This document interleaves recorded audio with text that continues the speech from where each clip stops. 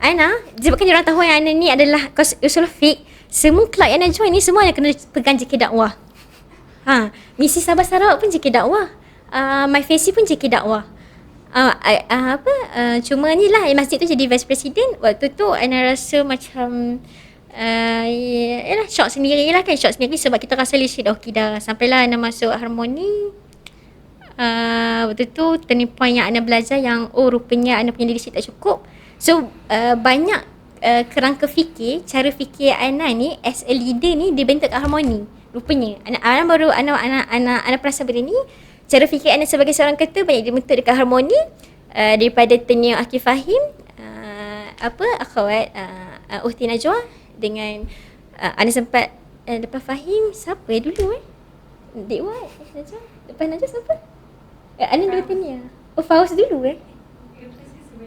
lepas Akif Fahim Najwa kan. So Ana tempat dua tenure ni lah.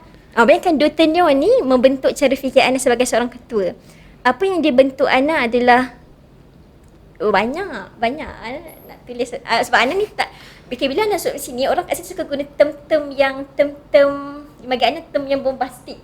Ana selalu tanya, apa Dr. Sayur cakap term apa kita air masjid kan tak adalah guna term macam tu. Kita kat air masjid guna term yang macam Assalamualaikum semua. So macam mana semua, apa khabar Kit? JK ni bagi update, itu je. So kita rasa betul dah okey. So bila masuk kat sini Ana rasa macam semua orang guna term yang bombastik, cerita pasal my setting, buat pula buku why people lead like this. Lepas tu buka muka surat ni, okey tengok ni apa penulis ni cakap. Ana rasa macam Ana rasa itulah waktu Ana rasa macam tu. So kat sini Ana belajar, dekat harmoni Ana belajar untuk cara fikir sebagai seorang ketua.